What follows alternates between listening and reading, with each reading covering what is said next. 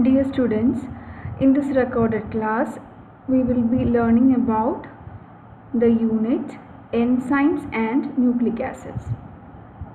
So this is your syllabus, and in this unit, you can see the contents.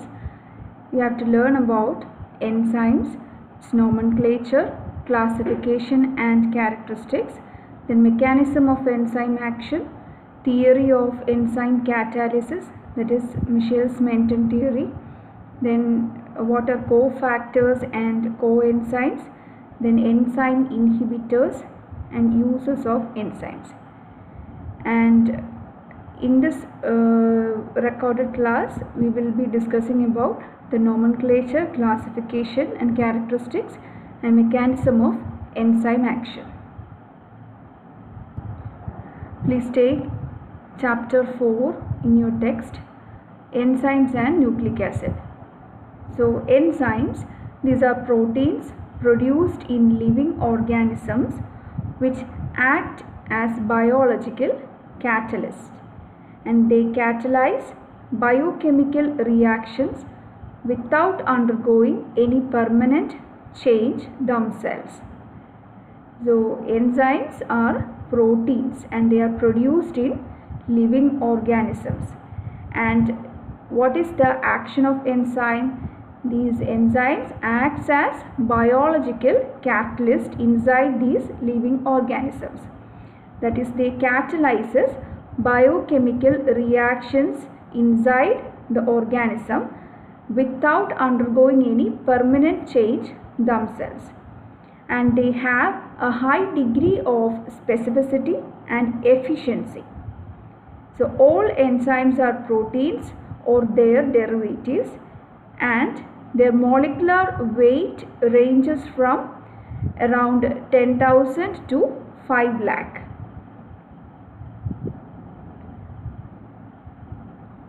So the term enzyme was introduced by W. Kuhn in 1878 to refer certain substances in yeast. So we know that yeast can cause fermentation.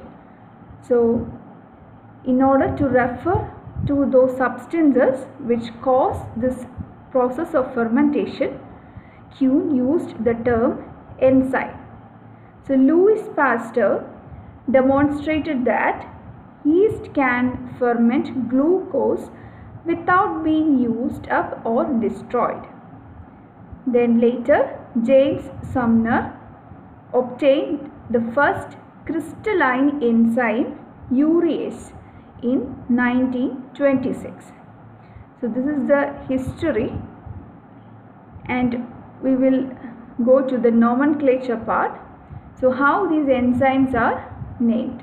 So the substance on which the enzyme does its catalytic action is called a substrate. So substrate is the substance on which the enzymes act. That is, the enzymes go and bind over the substrate. So common names of enzymes are derived by adding the suffix ase to the name of the substrate. For example, urease, it is a name of an enzyme. So urease catalyzes the hydrolysis of urea. Therefore, we add the suffix ase to the substrate name. Thus, we get this name urease. Another example is arginase. It is an enzyme which catalyzes the hydrolysis of arginine. Okay. So for certain enzymes, their old names are still used. Example, pepsin. Pepsin hydrolyzes peptides. Another example is trypsin, and it hydrolyzes proteins. Then the names of enzymes sometimes refer to their functions. Example, oxidases. So oxidases is an enzyme, a class of enzyme which catalyzes oxidation reactions. And another example is hydrolases. It catalyzes hydrolysis reactions. sometimes the names of the enzymes include their source. For example, liver esterase. So this enzyme which hydrolyzes ester is produced by the liver. So liver is the source of this particular enzyme. Hence we call it as liver esterases. So esterases hydrolyzes ester. A more systematic nomenclature was developed by the International Commission on Enzymes set up by the International Union of Biochemistry. According to this system, all enzymes are divided into 6 major classes. So the 6 major classes are further subdivided into subclasses according to the type of reaction they catalyze, and these are further subdivided into subclasses. So each enzyme is designated by 4 numbers. So let us see an example. Lactase dehydrogenase. So it is written as EC 1.1.1.27. So this EC stands for Enzyme Commission, and the first digit, it stands for its class, that is the first class, and again the second digit 1 stands for its subclass, and the third digit stands for its subclass. Then the fourth digit is actually the serial number of the enzyme in this subclasses. So let us see the classification, the 6 major classifications of the enzymes. So the first class is oxidoreductases. Oxidoreductases catalyze oxidation reduction reactions, that is, they catalyze electron transfer reactions, and they are further divided into dehydrogenases, oxidases, oxygenases, hydrolases, hydroperoxidases, etc. So let us see each type of oxidoreductase enzyme. So oxidoreductase enzyme catalyzes oxidation reduction reactions or the electron transfer reactions. So what is this dehydrogenases? Dehydrogenases catalyzes the removal of hydrogen from the substrate. Then this oxidases, this particular enzyme catalyzes oxidation reaction, that is the removal of electrons. Then oxygenases, it catalyzes the addition of oxygen. Then there is also another class called hydrolases. It catalyzes the addition of hydroxyl groups. Let us see a few examples. First is alcohol dehydrogenase. So alcohol dehydrogenase removes hydrogen from alcohol. Next example is glucose oxidase. Glucose oxidase oxidizes glucose. Then you have another example, cytochrome oxidase. This oxidizes cytochrome. So this is the first class of enzyme known as oxidoreductases. Let us see the second class, that is transferases.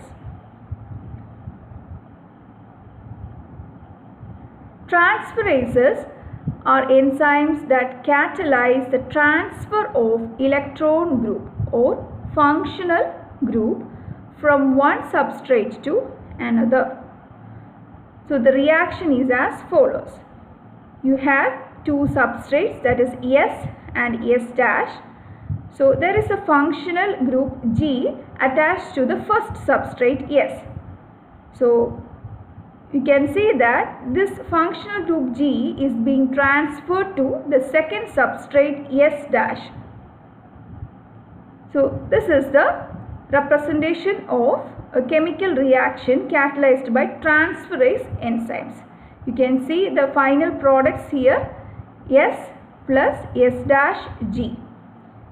So here S and S dash are the 2 substrates and G is the functional group. They are classified into various subclasses depending on the nature of the transferring group G.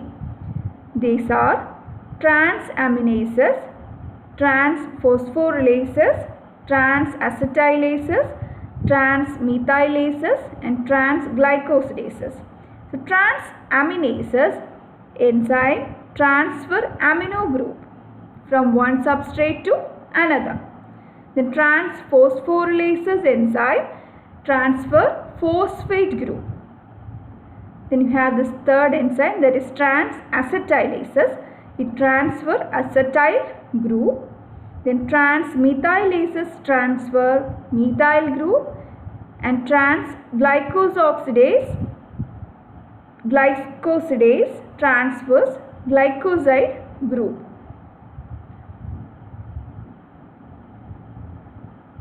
Now we will see the third class of enzymes, that is hydrolases. So hydrolases is an important class of enzyme which catalyzes hydrolytic reactions. That is, they bring about direct water addition across a double bond which they split. So the substrate is hydrolyzed into two similar products. Hydrogen atoms from water enter one of the product, while hydroxyl groups enter the other product. This is the representation of this reaction. You can see a substrate AB which is being attacked by a water molecule. So this is the hydrolysis reaction which is catalyzed by a hydrolase enzyme. We can see that a hydrogen atom from the water molecule adds to one part of the substrate, and the remaining OH is being attached to the second part of the substrate. So this is the final product AH and BOH. Hydrolase enzymes catalyzes hydrolytic cleavage of CO bond, CN bond, CC bond and phosphoanhydride bonds. So all these type of single bonds can also be hydrolytically cleaved by hydrolase enzymes. So these hydrolase enzymes are subdivided depending on the nature of the group or bond being hydrolyzed. Let us see which are they. The first one is esterases. Esterases hydrolyzes ester bonds. Then etherases hydrolyzes ether bonds. Then we have peptidases here. These enzymes hydrolyze peptide bonds. Then glycosidase, which hydrolyzes the glycoside bonds. Then lipases, it hydrolyzes lipids. Then finally you have an adenosine triphosphatases. So adenosine triphosphate is actually ATP. The short form of this is ATP. So adenosine triphosphatases enzyme hydrolyzes ATP molecules. Now let us see the fourth class of enzymes, that is lyases.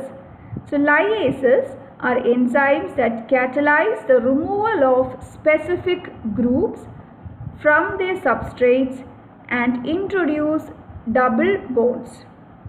And they also add groups to a double bond. So the reaction is done by mechanisms other than hydrolysis. So let us see examples of these deaminases. So deaminases is actually an enzyme that catalyzes the release of ammonia molecule from amino acids. Okay, amino acids is having NH2 group. So deaminases, it will act on amino acids to release ammonia molecule, that is NH3 molecules. Another example is decarboxylases. It catalyzes the release of carbon dioxide from respiratory substrates. Okay, so these two are important examples for lyases enzyme, deaminases and decarboxylases. So what are these liases doing? These enzymes catalyzes the removal of specific groups from their substrates and introduce double bonds. Here the specific groups are NH2 group and the carbonyl groups. So here amino acids, from these amino acids ammonia molecule is released by deaminases. Similarly, decarboxylases releases carbon dioxide from respiratory substrates, that is within our lungs. And there is a fifth class of enzyme which is isomerases. So isomerases catalyzes isomerization or redistribution of groups within a molecule to produce isomers, epimers, etc. Let us see a representation of this reaction. There is a molecule ABC and this molecule is being isomerized to ACB. So all the atoms are present here. All the atoms present in the reactants are also present in the product. The only thing is that its chemical structure is being changed. So these are isomers. So let us see a few examples. First is glucose phosphatase isomerase. So it is an enzyme which catalyzes the conversion of glucose 6-phosphate to fructose 6-phosphate. Another example is cis-trans isomerase, and cis-trans isomerases converts cis isomers to trans isomers. Then you have epimerase. Epimerase catalyzes the conversion of one epimer to another epimer. So epimers are actually carbon atom differing in the configuration at the epimeric carbon. For example, an OH group will be on the left side of the epimeric carbon in one isomer, whereas it will be on the right side in the other isomer. So these are epimerases. Then you have racemeses. We know that a racemic mixture, it contains an equimolar amount of D and L forms. So actually in an enantiomer, it will be of one specific form, that is either the D form or the L form. So actually racemases catalyzes the conversion of one enantiomer to another, that is a D form will be converted to an L form or vice versa. Then the sixth class is ligases. This is also an important class of enzyme. So ligases are also called as synthetases. This is another name for ligases, and you should not confuse it with a lyase enzyme. So this is the sixth class, that is ligases. So ligases catalyzes reactions in which new chemical bonds are formed. For example, in the case of DNA ligase, a DNA ligase catalyzes the synthesis of DNA. Similarly, RNA ligase catalyzes the synthesis of RNA. So ATP, that is adenosine triphosphate molecules, provides the energy to produce new chemical bonds in a biochemical reaction. So this is the role of ligases. You also have a third example, glutamine synthetases. So this particular enzyme catalyzes the synthesis of glutamine. Now let us understand the characteristics of enzyme action. So enzyme action have two characteristics. One is the catalytic efficiency and the other is the specificity.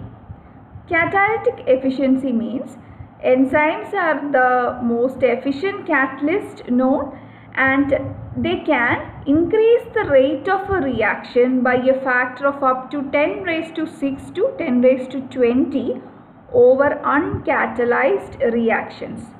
That is, the efficiency of a particular chemical reaction or the rate of that reaction will be increased to several folds due to the action of that enzyme.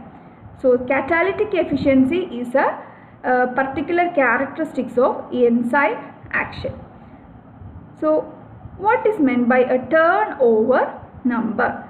Turnover number, it is defined as the number of moles of substrate converted by 1 mole of an enzyme per minute is called the turnover number, and it varies from 100 to 3 lakh. So in the case of enzyme, the turnover number, if it is very high, it means that its efficiency is, catalytic efficiency is very high.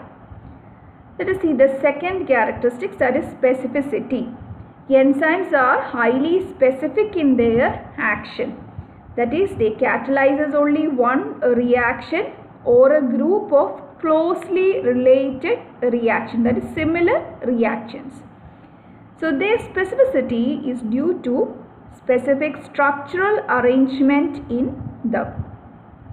On heating, its specific structural arrangement is changed irreversibly, and this results in the conversion of the enzyme into a fibrous or insoluble form.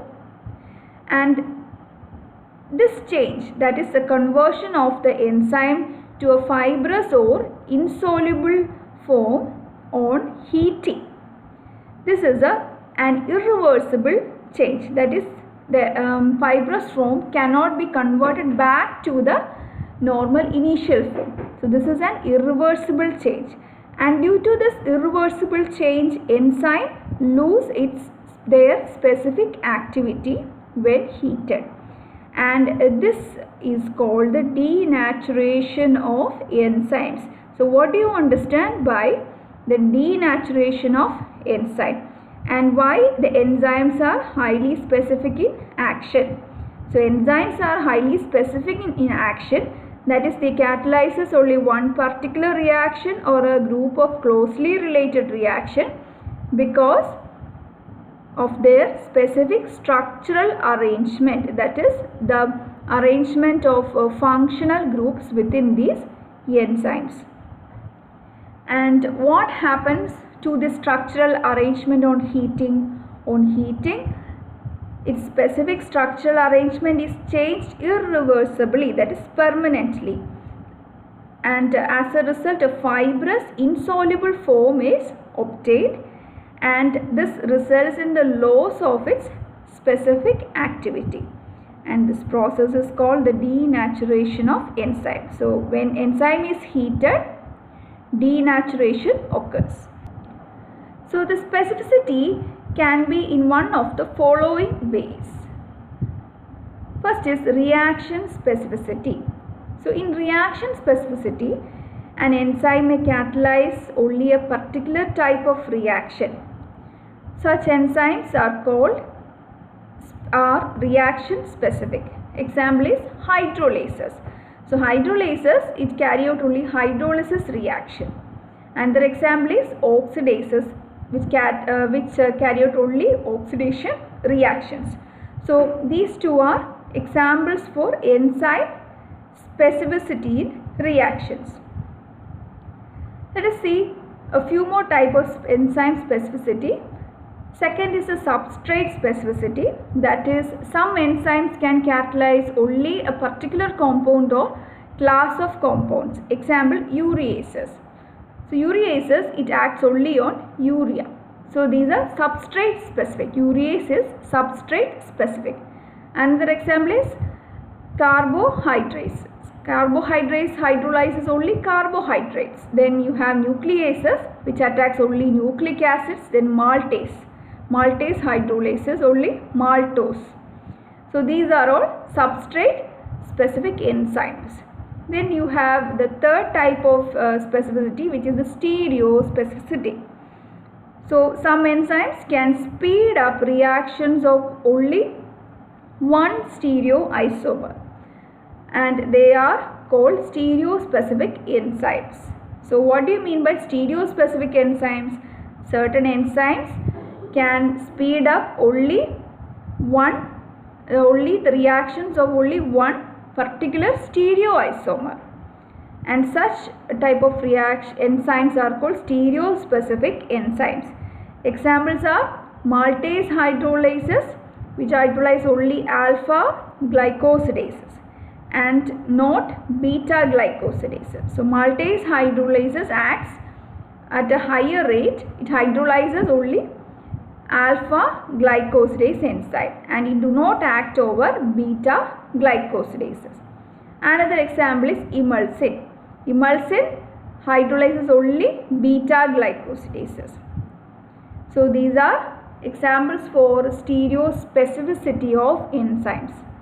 Then you have the fourth type of specificity, which is the kinetic specificity. So some reaction specific enzymes do not catalyze all reactions of the same type to the same extent. Okay, certain reactions will be catalyzed at a higher rate than the certain other reactions. So this is called the kinetic specificity of enzymes. So the enzymes may exhibit more than one type of specificity. It may be substrate specific, or it may be kinetic specific, or stereospecific, or it may also be reaction specific. An enzyme can exhibit more than one type of specificity. Now let us see the mechanism of enzyme action. In a mechanism of enzyme action, at first you have to learn about what is meant by a catalyst. So catalyst is actually a substance which increases the rate of product formation by lowering the activation energy of the reaction and facilitating favorable orientation of colliding reactant molecules for product formation. So we know that for every chemical reaction there is a specific amount of activation energy required for the reactants to be converted to the product form. So an enzyme actually lowers this activation energy so that more number of reactant molecules can form products. So this is a role of a catalyst. So in a similar way, an enzyme also acts as a catalyst. So there are active sites on the surface of enzymes. So enzymes are having certain active sites and they are situated in a cleft or cervix in the protein, which consists of amino acids essential for enzyme activity. So initially we told that enzymes are actually proteins. So there are certain clefts or a space or a gap or a binding site over the surface of these amino acids or proteins. So that is actually called the active site of the enzyme. So let us see the mechanism of enzyme action. The enzyme first binds to the substrate at the active sites to form a complex. First, this enzyme, that is in the first step, this enzyme binds to the substrate to form an active complex, to an enzyme substrate complex, and this complex formation leads to the formation of a transition state species which later forms a products. So after this complex is formed, it will be converted to a transition state. So this transition state will be further converted to the enzyme product complex, and in the next step the product will be released from the enzyme. So the nature of the interaction between enzyme and the substrate can be of different types: chemical bond, hydrogen bond, electrostatic forces, etc. All these type of interactions can occur between this enzyme and the substrate. So you have the three steps of enzyme actions here. The first step, substrate S binds to the enzyme E at the active site to form the enzyme substrate complex, that is ES. In the second step, the formation of the complex leads to the formation of the transition state species and catalysis occurs. And the substrate is now converted to the product P. In the third step, the product is released from the enzyme. That is, EP is released to E and P. The product is released from the enzyme. And this enzyme is then regenerated. And this enzyme is now free so that it can bind to another substrate molecule and then undergo the same step. These are the three steps of enzyme action. So in order to explain the enzyme actions, two important models have been proposed in your syllabus. The first is the Lock-and-Key model of enzyme action, which was actually proposed by Emil Fischer in 1890. So in this model, Fischer suggested that the enzyme and substrate molecules combine to form an enzyme substrate complex, and for this the substrate must fit the active site of the enzyme in a similar way as a key must fit into a lock in order to open it. So that is why it is called the lock-and-key model of enzyme action. So in a similar way, a key fit into a lock, the enzyme must fit the substrate. And the shape of the substrate and the active site of the enzyme must be complementary. That is, it must be mutually complementary, means it must be matching. Otherwise, the enzyme and the substrate cannot unite, it cannot bind together.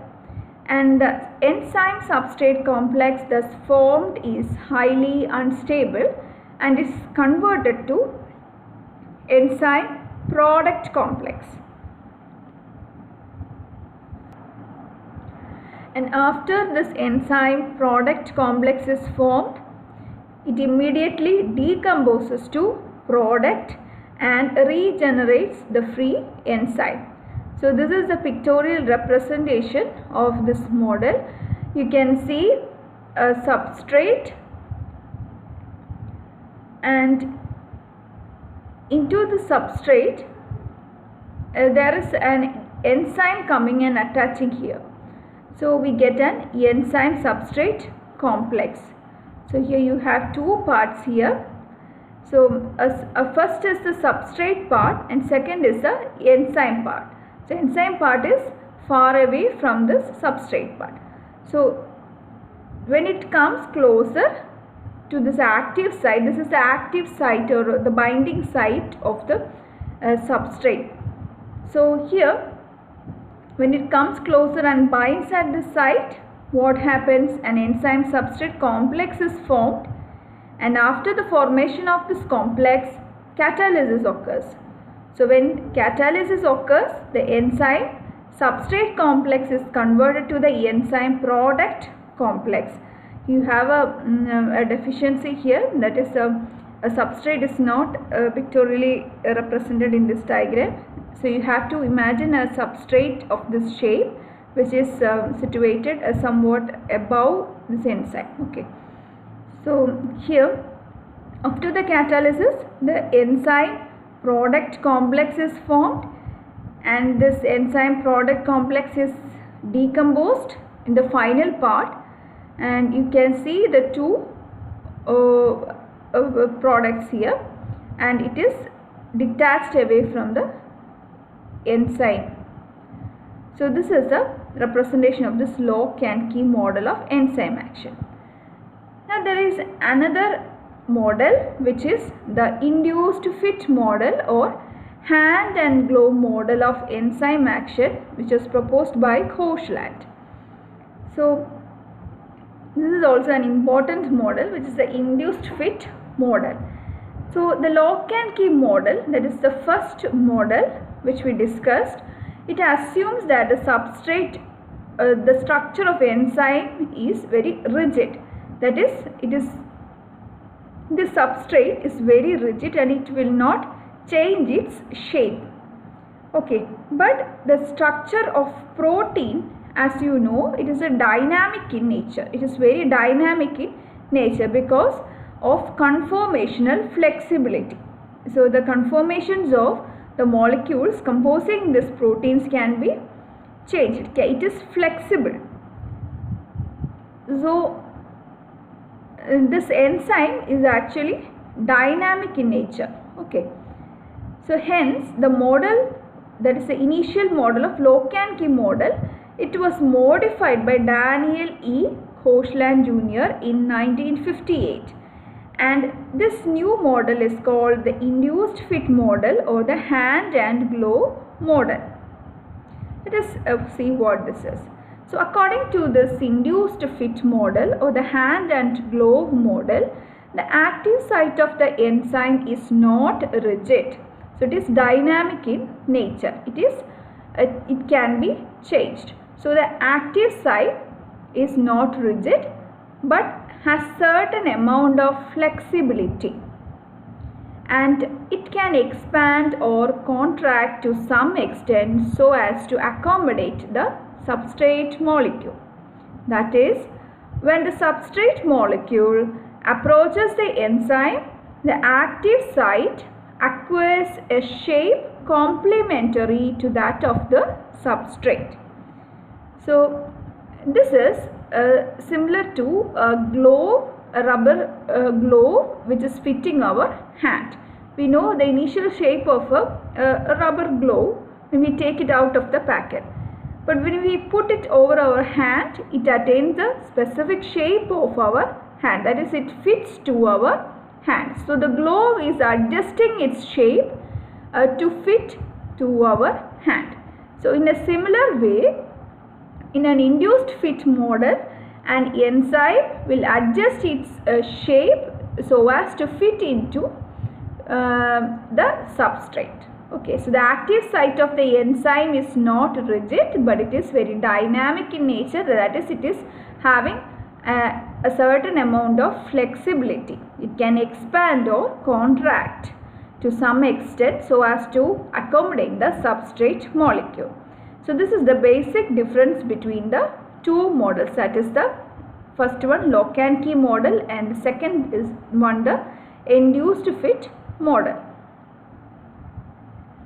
So this is the diagrammatic representation of this induced fit model. So this model gives a more satisfactory explanation for the lowered activation energy that occurs with enzyme catalyzed reactions. Okay, so this model is actually giving a more satisfactory explanation for the why this activation energy is lowered when this enzyme is catalyzing this reaction. So let us see the first picture. Here you have an enzyme. This is a representation of an enzyme, and here you can see two groves here, which is the activation site or the active site, and at the top of this active site you can see a substrate coming closer and binding at this active site. So the substrate's shape is also somewhat complementary to the enzyme's active sites.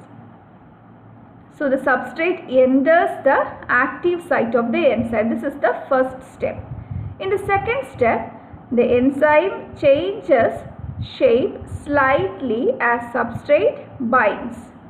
So here you can see in the second step an enzyme substrate complex is formed, and for this complex formation the enzyme adjusts its shape so as to fit the substrate molecule. And in the third step, the substrate is converted to the product. Okay, so here you can see these two groups, the two parts of these substrate is being broken here. Okay, so the substrate is being converted to the product here in this step, and after this product formation, what happens? The products are detached away from this binding site. Okay, So this is the fourth step. The products leave the active site of the enzyme. So this is the induced fit model. The two models differ only in terms of the mechanism of the enzyme substrate complex, and the other steps in the mechanism remain the same.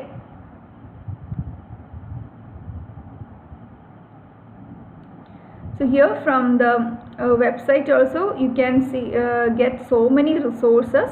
That is a main difference between induced fit model and lock and key model. This is from the website of pedia.com. You can get more points from here. Okay, so let us just simply see the points.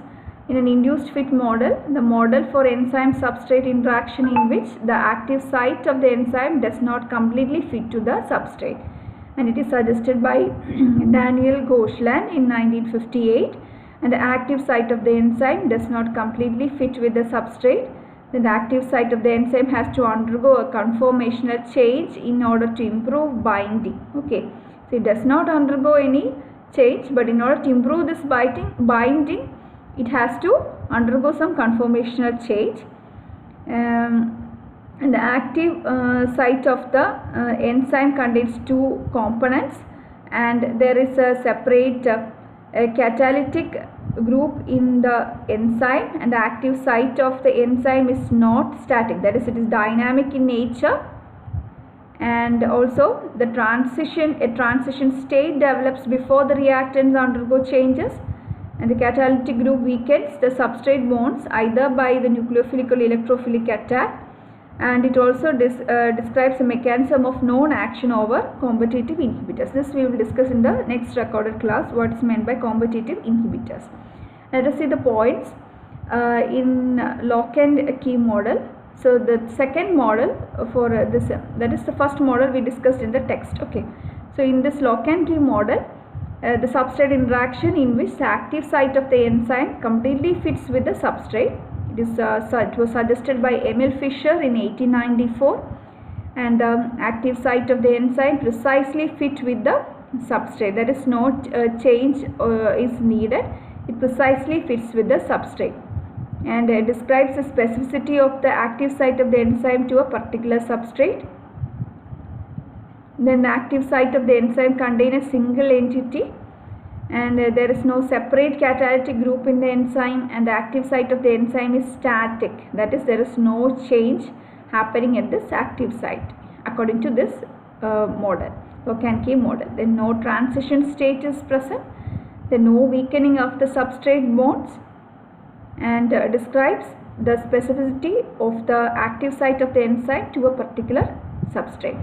So you can take these points, and this is an important question you can expect about in the exam, that is the induced fit model and the lock and key model of enzyme action. Okay, so that's all for this recorded class. Thank you.